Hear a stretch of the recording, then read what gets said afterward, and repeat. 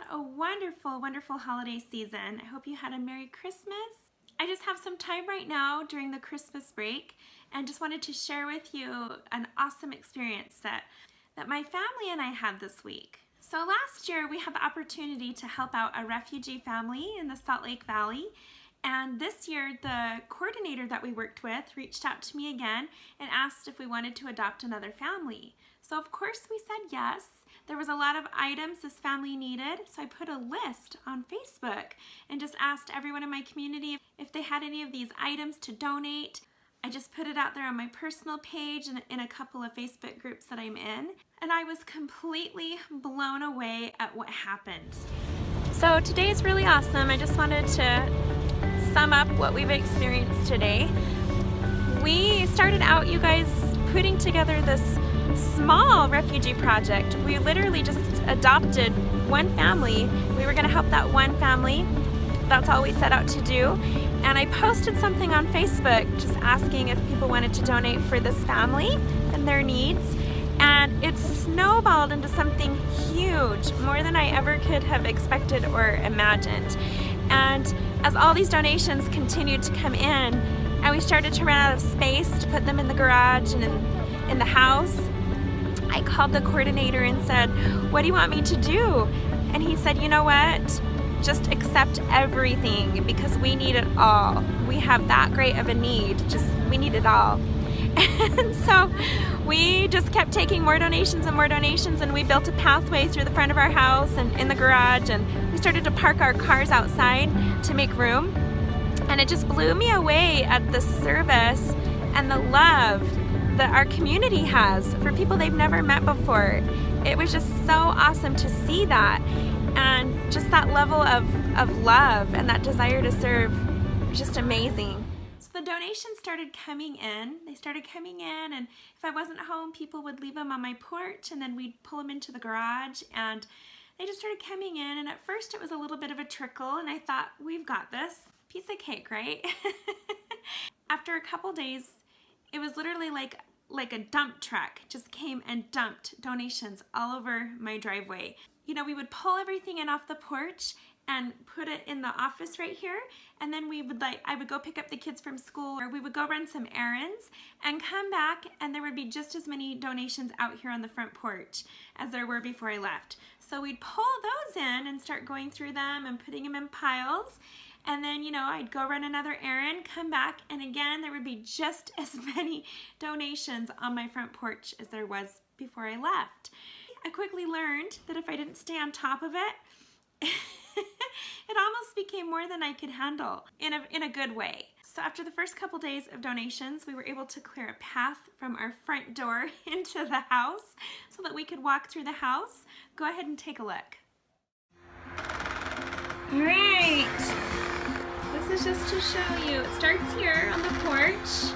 We have all this stuff. And then you come inside, and we've got the whole office filled with bags of donations. Then you follow, we've made a pathway out here. We've got donations going all the way through the house. Organized in different piles. Then, tomorrow, I'm gonna go through the garage. And as you can see, we have all this down here. Lots and lots and lots. It's mainly all around the front. See that?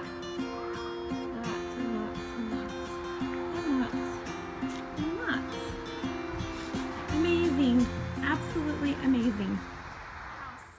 So quickly we realized there wasn't enough room in the front of the house to keep putting these donations in here. So we started storing them in the garage. We quickly, very quickly, filled up the entire left side of our garage. So then we started to put donations between both of the cars, and quickly we filled up that space. And it soon got to the point where I had to pull my car out of the garage so we could put donations in place of where my car was, and we could use that space. And then I let my husband have my spot. But there was one particular day when I decided if I don't get on top of these donations and organize them the best that I can, it's going to be too much to handle.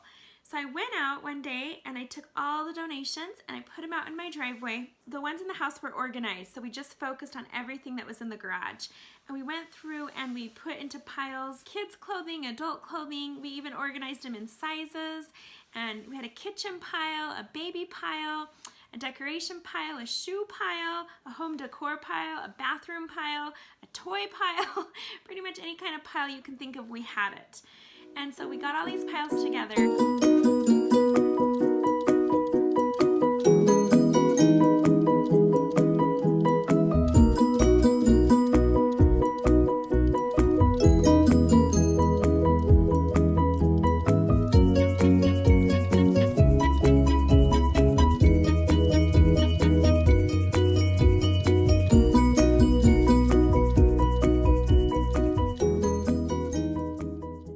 Before I was even halfway through sorting these piles, my neighbors all started to show up, and it was so awesome. My neighbors came and they helped out, and it was such a relief for me, and it made it go by so much faster. So we got these piles together, and then I realized there were still more donations being dropped off in the driveway, and I couldn't stay on top of it. I had to run my kids to their piano recital. We had to go pick up some things from the store, and so I had to leave. Some nice friends in my ward offered to stay and help and sort through the piles while we were gone. Now when we came back, the most wonderful, incredible thing happened that I just wanted to share in this video. It's another one of those awesome little miracles.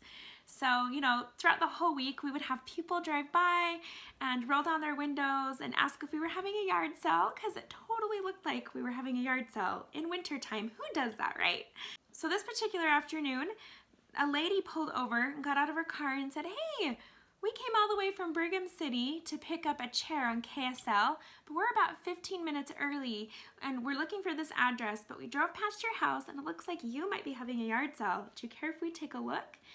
And I said, well, we're actually not having a yard sale. And I explained to her what we were doing.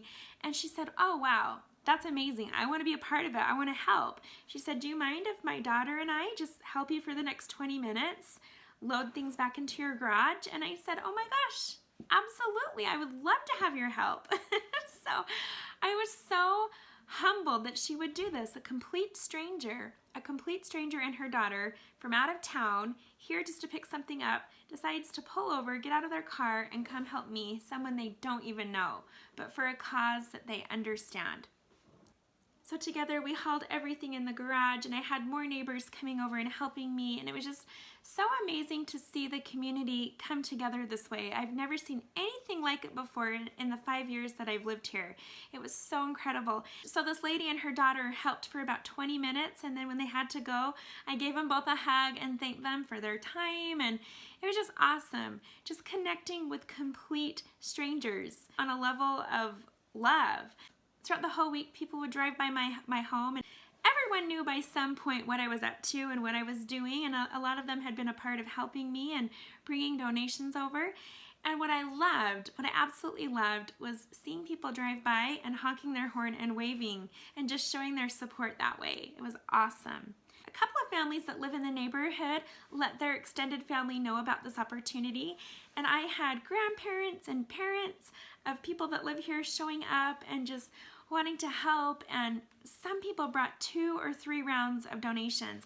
Some people thought they were done, and then a day later they'd come back and say, "You know what, I thought I was just going to bring you that one load," and then I went home and thought, "No, there's more I can do." And I went through my house again and I found even more. And then these people would come back and give me more, go home, and come back the next day and say the exact same thing. So I had some families come 2 to 3 times just saying, "You know what, I have so much. We're so blessed and we have so many things and we really don't need all this stuff." So that was pretty cool. Now my most favorite miracle of all was the night before delivery day. And the coordinator that I've been talking to still didn't have an address for me yet of where we were going to be taking all the donations. But I had worked so hard to line up a group of drivers who were going to donate their time and their vehicles to come pick up donations from my garage and drive it down to Salt Lake together. So we were all going to go as a group. And because I had so much stuff, I mean, I filled a 3-car garage. Because I had so much stuff, we knew we were going to need a lot of trucks and a lot of trailers. And at this point, I only had 4 trailers volunteer, about 3 pickup trucks, and a couple vans. And so that's all we had to work with. Looking at it with the logical mind, it was so easy to say, there's no way we're going to get all this down there. And that's a possibility. It's definitely a possibility that we don't get it all down there, especially before Christmas. But then here, right, my heart was saying, you know what, this is going to happen. We're going to do this. Somehow it's just all going to work out, because it always does. And that's one of my affirmations that I always say is, things always work out for me. Things always work out, and they always do. It's so true. And I thought, you know what, God loves these people. These are his children. And he's worked through me because I said yes. I said yes to this opportunity. He's worked through me to get all these donations. There's no way he's going to just let them sit in my garage. He's going to find a way through a miracle, but nothing's impossible for him. He's going to find a way to get all these donations down to Salt Lake, and it's going to happen in one day. He's going to do it. I just knew it was going to work out. So Friday morning, when I got up early and I was saying my prayers, I just had this distinct thought come into my mind.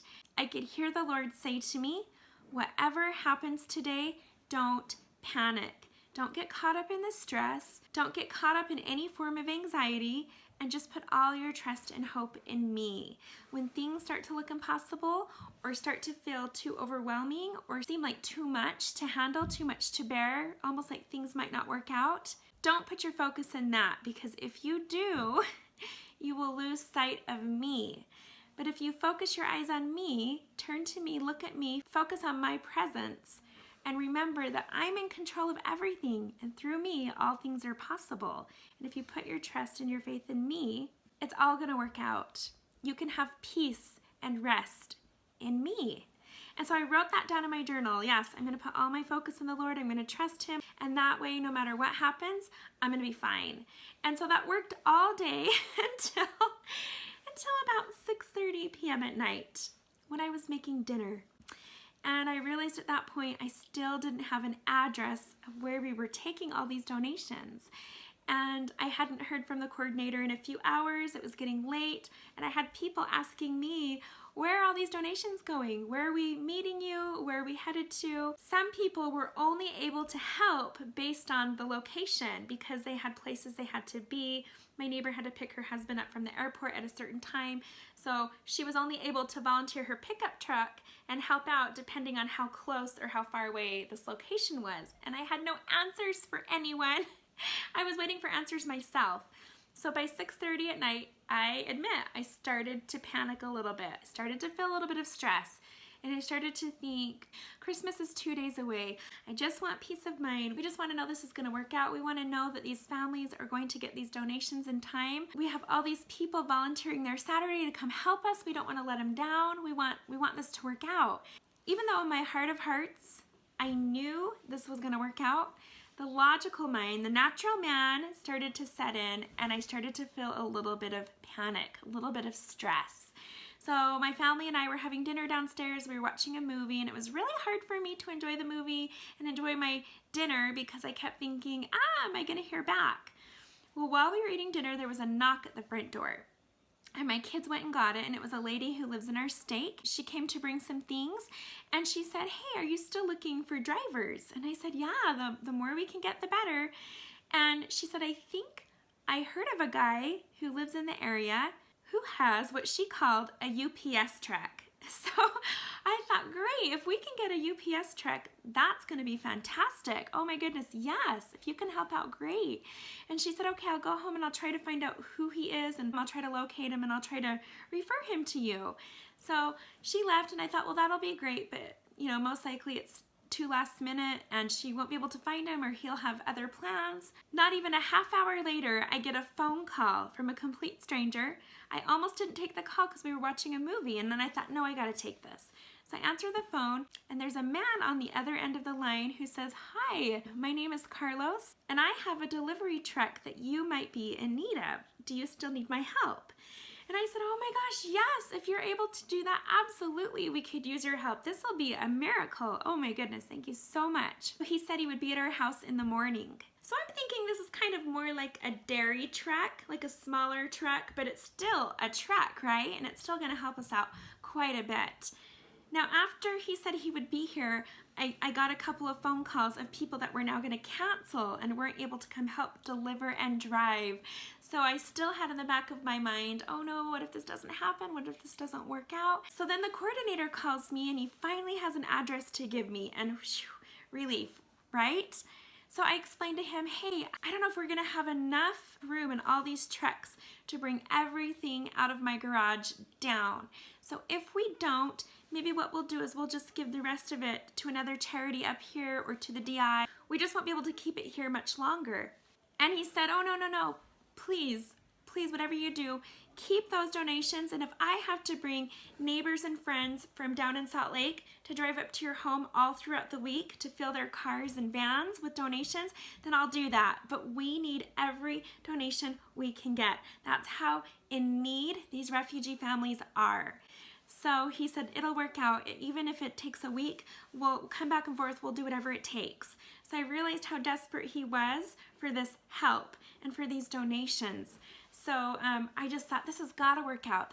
We've got to be able to get this all down in one day. The next morning, people start showing up right at 9 and we start loading up the trucks and we're getting this all figured out, and it's, we're making progress.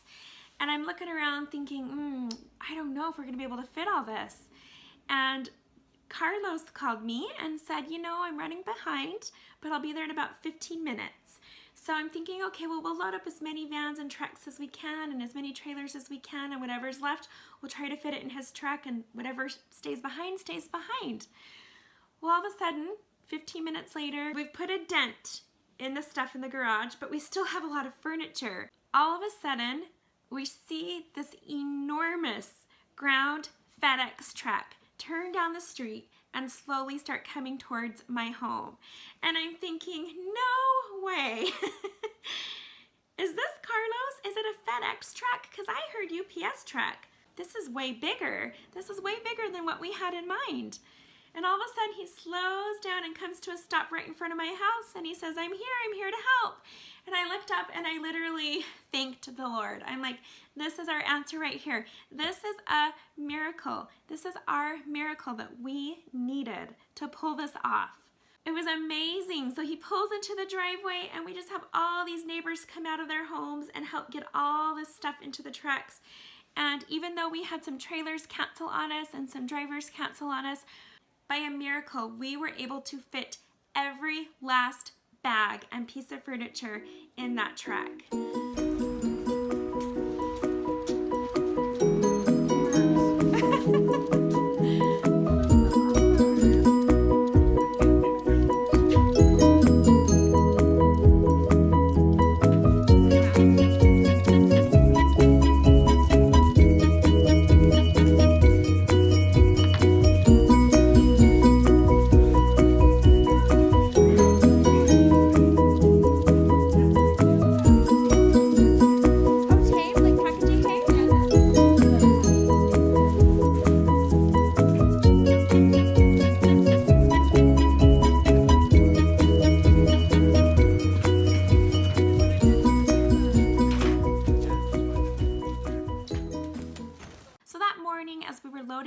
Trucks, I was getting phone calls and texts. Throughout the night, early in the morning, and as we were loading, people saying, hey, I now have a whole furniture set you can have. I now have a bed, and my neighbor has a bed, or I know my uncle has a bed, and so all of a sudden we're getting in all these beds and all this furniture, and I'm sending trucks off to people's addresses, picking up more furniture as we're loading up in my driveway. It was down to the very last minute that people were still offering donations. It was incredible. And the night before, a neighbor of mine said, I've got a whole living room set you can have. I've got couches, I've got end tables, coffee tables, and I even have a queen size bed. And I'm thinking, amazing, oh my goodness, wow. At the time I said, I don't know if we'll be able to fit it. There's no room in my garage anymore, so I can't come get it from you. So hang on to it and I'll let you know. Well, when I got a hold of her that night, after I heard we were getting a delivery truck, I texted her and said, hey, if the furniture is still available, we're going to come get it. And she said, ooh, actually, I might have sold it on KSL, and the buyer will let me know first thing in the morning if they're going to come get it or not. So if they cancel out on me in the morning, I'll let you know, and it's yours. Otherwise, I may have sold it. About 6:30 or 7 in the morning, she sends me a text saying, it's all yours. Another miracle. So even on the way to the freeway, we were stopping off at people's homes and picking up beds. I mean, it was incredible. Just everything came through.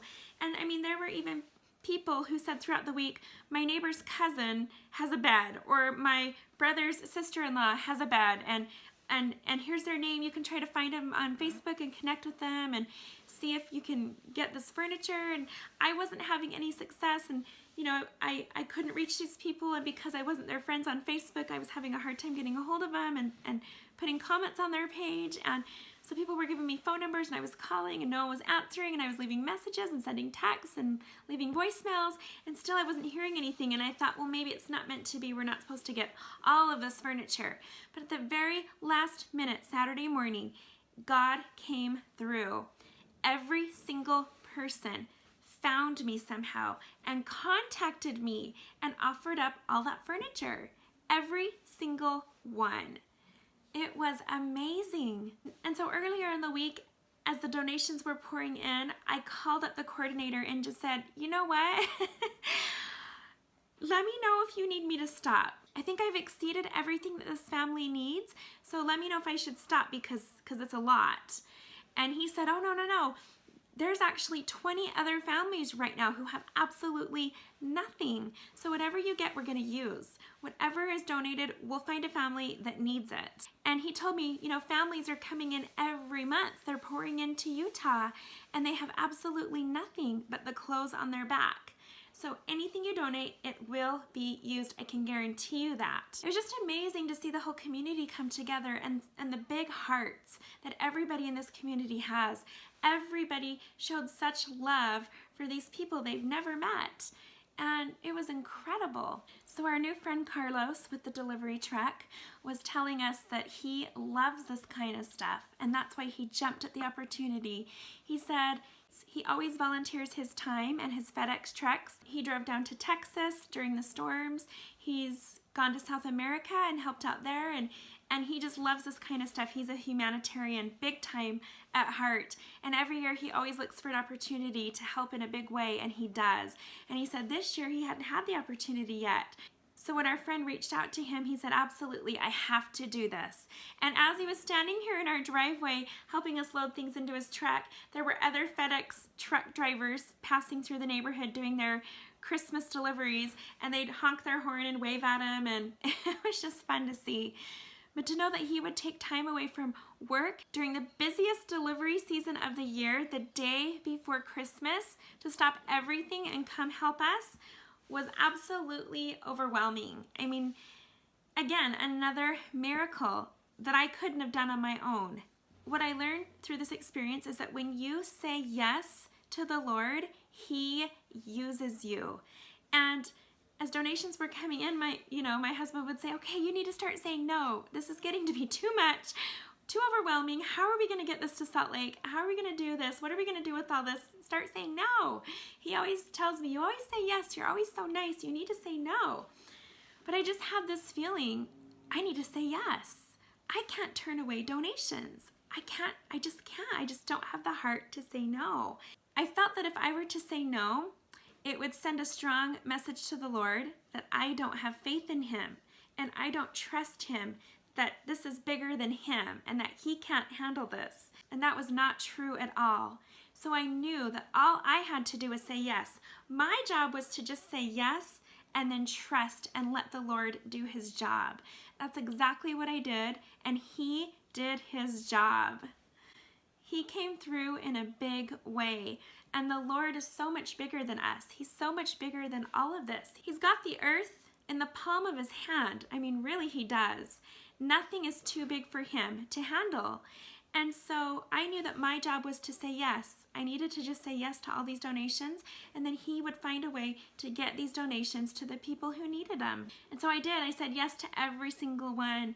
Even when we reached a point where we couldn't put one more thing in our garage and we just started keeping it out in front in the driveway in the winter, I still said yes. Even though it seemed like we had more clothing than anything else, I still said yes to more bags of clothing. So the place of delivery was actually a refugee's home. So we're on our way now to the storage unit where we're gonna put most of the stuff, and then we're gonna go visit a few families. But we had some miracles come together at the last minute. I called the coordinator and let him know yesterday, I don't think we're gonna be able to fit all this and bring it down. Maybe we'll have to donate some of it to Goodwill or the DI, and he said, no, if you can't fit it all down, do the best that you can, but if you can't fit it all down, I will arrange people down here to drive up their cars all throughout the week until your garage is empty, because that's how bad we need this stuff. And so in that moment, I just felt this peace that, you know what, the Lord is aware of his children, and he's aware of all of their needs, and he knows how to help them and bless them, and he uses us, we're his hands. And we just have to trust him. He has a plan, and he sees things we can't see, and he can orchestrate things we never would have thought to put together. And at the last minute, I had a woman come in my house last night while we were eating dinner. She said, I know a guy who has a FedEx truck, and I'm gonna call him if you want me to, and maybe he can help. And I said, yeah, that would be great. I didn't know if I'd hear back. And then later that night, he called me and he said, how can I help? And he showed up this morning with this enormous FedEx truck. We were able to fit everything, you guys. And again, it's another miracle. It's just amazing how this happens. And so many people showed up to help load the trucks. We turned some trucks away because we had more than enough. And he's donated his day to us and his time, and he's gonna help us make some deliveries. And it's just awesome. This is just amazing to experience this, especially around the Christmas season. And you know, this is what I told my kids. This is our birthday present that we're gonna give to Jesus this season, is our time and our service to him, to help out God's children. And that's what we're gonna do today, and we're excited. And even in this kind of weather, we're willing and happy to do it.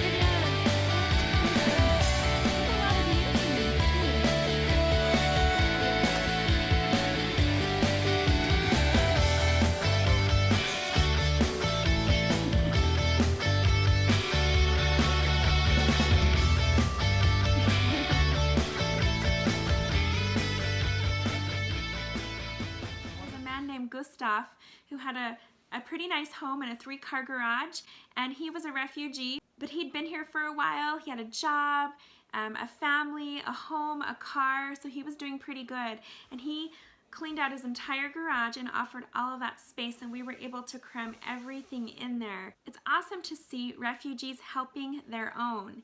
It's so amazing to see that happen.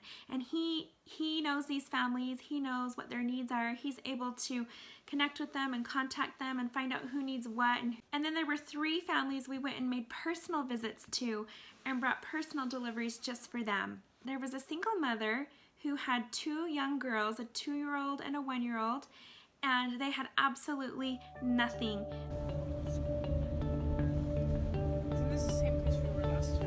The destination is on your right. 1045 W Clubhouse Drive. Arrived. Hey, she's gonna be so excited. I don't know that she knows we're coming. I didn't have a phone number for her.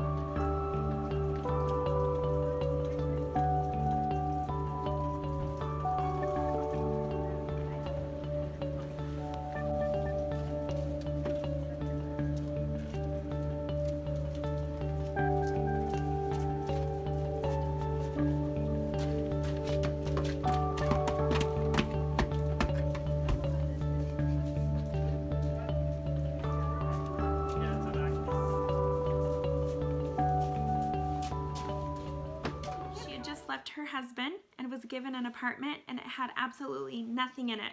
No clothes, no furniture, no dishes, no toys, nothing hanging on the wall, just a completely barren and empty apartment. So we made sure we took care of them first, and we gave them beds and sofas and a TV and toys and clothing, stroller, diapers, baby food. I mean, everything we could think of. We took care of those immediate needs right away.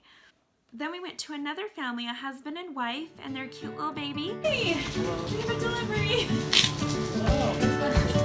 have a lot of things. So I just bring them to you. Yeah. And your name is? Nice to meet you. I'm Lindsay. We'll start picking some furniture. Okay, do you just want to bring it up? And Yeah. we'll just... Both doors open.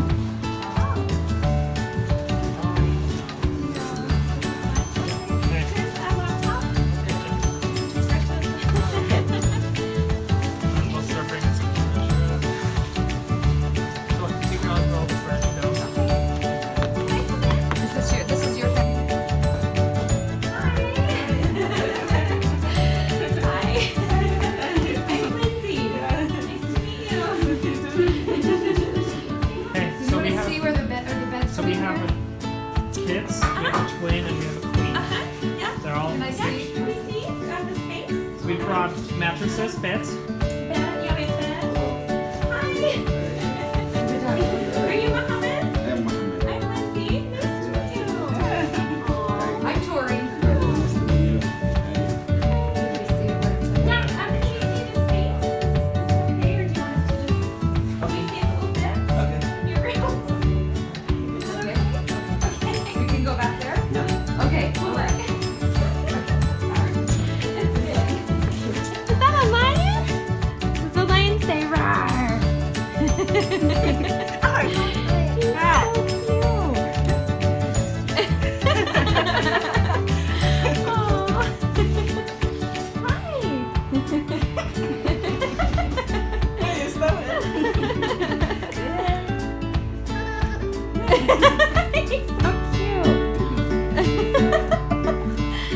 We brought them things that they requested and that they needed, and some of the things we brought, someone had beat us to it the day before and already given them some donations. They let us know that there were other refugee families living in their apartment complex who didn't have some of these items, so they were going to make sure it got to those families.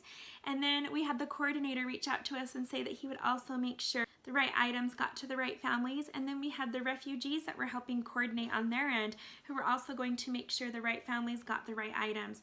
So it was just absolutely amazing how this all came together. And then we ended the day by visiting our very last family, who was a family that we adopted last year, and we brought them Christmas. Last year we had some other families help out as well, and we were all bringing donations to this family at Christmas time.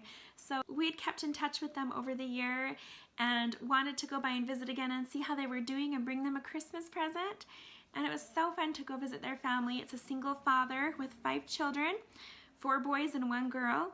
And his wife passed away right before they came to America.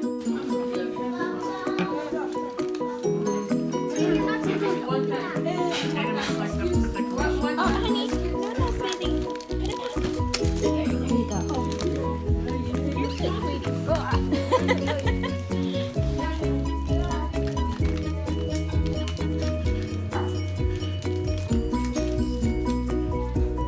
Is this okay? Yeah? Can you, is it okay if I make a video? You tell me what this is. So this is beef, Yeah? yeah? Oh yeah. And potatoes, Yeah. and this is, No.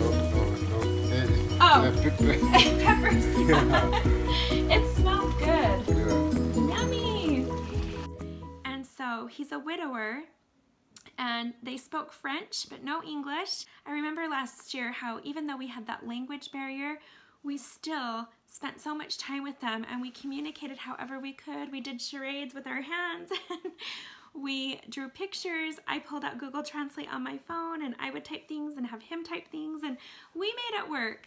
There was a couple times we got some French translators from our ward come out with us and help us, and we took them on a shopping spree, and we brought them up to our house and fed them dinner and played with the kids, and it was a lot of fun. So we went and visited them this year, and it was so awesome to see how good their English is now. And their cute little girl didn't even have an accent. She sounded so American. They made us lunch and made some native cuisine from their culture, and they shared that with us. And we brought them some Christmas presents and found out that the dad now has a job, and he starts in January. So now he's going to be working, and the kids are in school and they're speaking English now, and it's just so fun to see that progress happen over a year. You know, to when they first arrived and they had absolutely nothing, couldn't speak a word of the language, and now they're prospering and he's working and they're blending in, and they've adjusted so well, and it's just so awesome to see. You know, sometimes we get this urge in our heart to want to help people on the other side of the world, and sometimes we think in order to help in a big way, we have to fly to the other side of the world and find a third world country where we can help out these children and these families, but we don't even realize that they're right here in our own backyard, that they're right here within our own city. Families are coming in all the time with absolutely nothing, and they have the most incredible stories, the most heartbreaking stories of what they've been through, what they've experienced, where they've come from. We can help these families in such a big way. We don't have to buy a plane ticket and get a passport and fly to the ends of the earth to help in a big way. We can do it right here in our own communities. So for all of my friends here in Utah, I'm going to include my friend Randy's email address down in the video description. If you want to email him and reach out to him, I'll let him give you his phone number, but he's so easy to get a hold of. He always texts back. He always returns phone calls. He usually always picks up the phone when you call. He will find a family for you to adopt. There are families coming in every month, so many families. And so if your family would like to get involved in a big way, you don't have to take on a project as big as I did, which weren't my intentions at all. It just kind of happened that way because I said yes, because I can't say no. He will give you a family that you can sponsor, that you can adopt, and he'll give you their phone number, their address, and you can work with him or directly through the family and bring them things all throughout the year. You can take them meals, you can get them things that they need, you can pick them up and take them to a fun place. You know, a lot of these families don't have cars, they don't have transportation, they rely on the bus system, and so they're not able to see Utah and all the fun things we have to do here and all the beauty that we have here. So it'd be fun to come pick them up, take them on a field trip or an adventure, make some great friendships. So if you're interested in that and you'd love to do that, I've included Randy's email address. He works with Utah Mentoring, and he can tell you more about that. So anyways, just wanted to share that message with you.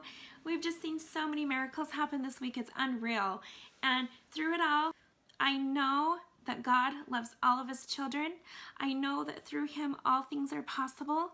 I know that if we exercise our faith and we trust in him and we believe, he will come through every time and he will show us miracles in our lives. Hope you all have a wonderful 2018, and I will see you next week.